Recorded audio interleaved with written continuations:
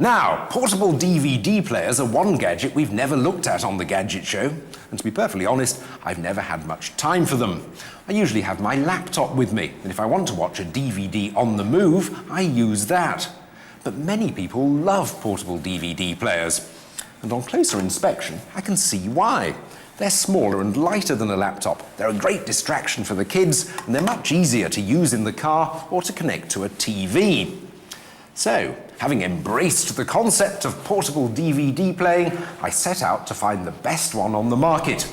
And for a challenging way to test them, I'm going on a bit of a trek from the Digmouth coach station here in Birmingham to London, via Rotterdam.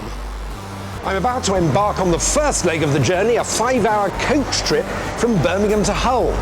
Should give me plenty of time to find out what the bare essentials are for a portable DVD player. My 5-hour coach trip was just the beginning. In total, this was going to be a 27-hour journey. So I took along plenty of players to entertain me. I had 11 of various shapes and sizes, ranging in price from £120 to £400. As I progressed, I hoped to eliminate them until I ended up with the best one.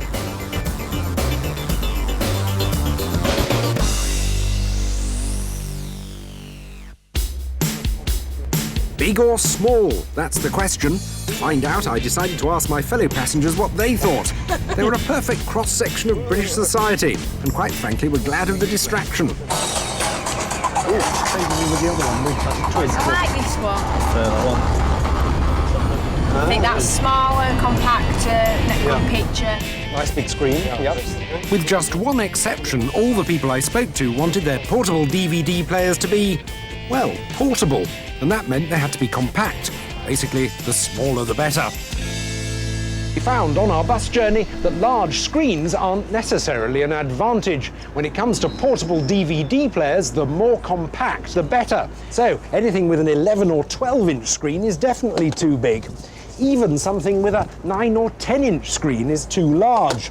The optimum screen size is about 7 inches, but preferably in a clamshell design, which offers more protection. So I was left with 4 machines, each of which weighed less than a kilo. First is this Toshiba. It can cope with a long list of disc formats, and it's one of only 2 in the final 4 that has a card slot, so you can view your photos as well as movies. The other one that has a card slot is this Shinko. It's the only one of our players that has the option of a TV tuner. And although you might not have heard of the name Shinko, they're a big player in this market. They make a third of the world's portable DVD players. The Sony is nearly £100 more expensive, but in a machine that's no bigger than the others, you do get an extra inch in screen size. It was a real favourite among my fellow bus passengers, not least because of its twizzling screen. Last is the Philips, which looks good with its iPod-like style, but it's the only one which doesn't play the downloader's favourite format, DivX. Time to test out our remaining players' picture quality on the next leg of my trip, a cruise across the North Sea to Rotterdam.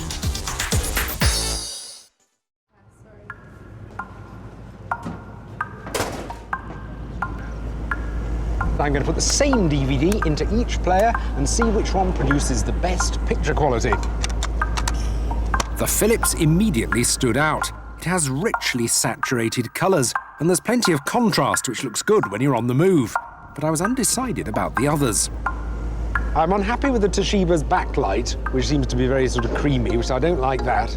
The Shinko isn't actually that sharp, although it's got very strong colours.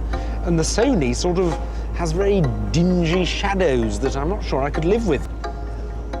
I just couldn't decide between them, so I retired to my rather cramped cabin and put them on charge.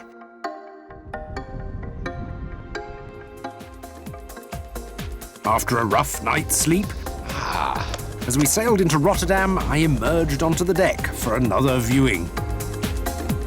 The Toshiba's creamy picture meant it definitely had to go. I was also starting to wonder about the Sony, because in the daylight it seemed to have a fundamental problem. Sony's certainly very reflective if you get a picture of the world behind you rather than what you were actually watching. The Sony's reflections and dark pictures had sealed its fate. Coming with me on the last part of the journey were the Shinko and the Philips. On my public transport extravaganza, I was now leaving the ferry for the train. And both my final 2 players were fully charged up and ready for their last test. I had copies of the Gadget show to watch back to back until one of these machines gave up. While the battery tests were going on, I wanted to check on something that used to cause untold problems with portable DVD and CD players: movement. Though I was on an 800-ton train, travelling at 180 miles an hour, there were very few vibrations. So in order to test our 2 remaining DVD players thoroughly, I had to make some bangs and bashes myself. I took both players separately, and first I did a little run down the carriage to give some gentle movement. Neither machine was affected in the slightest, so next I tried a bit of jogging and shaking at the same time. Still no glitches. I had to resort to punching them with my fist before they stopped playing. So I reckon they're hardy enough to cope with a bumpy car journey. You'd have to be a really stroppy 3-year-old to cause them any grief. Back then to the constant watching of the battery test. 2 hours to go to Waterloo. Both of them are going. Will they both make it? I've got to say, forget about the DVD players. I'm impressed with you, your endurance on your mammoth journey around Europe. Yep, 27 hours with 11 portable DVD players to carry. Not a journey I'd want to repeat. Nor me. I'm glad that they asked you to do this one. But nevertheless, you made it. You got your 2 finalists. We left you on your final stretch from Rotterdam to Waterloo. So tell us, what's the battery life like on these 2? Well, the Shinko managed a pretty impressive 3 hours and 13 minutes, but it was well beaten by the Philips with 5 hours and 4 minutes. You know, that's enough for at least 2 movies. And that's almost twice the length of a standard laptop, isn't it? Yeah. Although you can see why, can't you? If I just close it up, look, you've got this great big pregnant bulge on the back, which is why it's got that battery power, isn't it? But it's not that big or heavy. It's still the compact size that everybody likes. It's got great picture quality and brilliant battery life, so it's got to be the winner. I'm sold. Let's give it a Gadget show rating then. How many Gs for the Philips? It's not perfect. It is quite noisy, but I think it deserves 4 Gs. And the Shinko? Not quite as good, but it's still a great little player, but it just can't compete with the Philips battery life, so 3 Gs.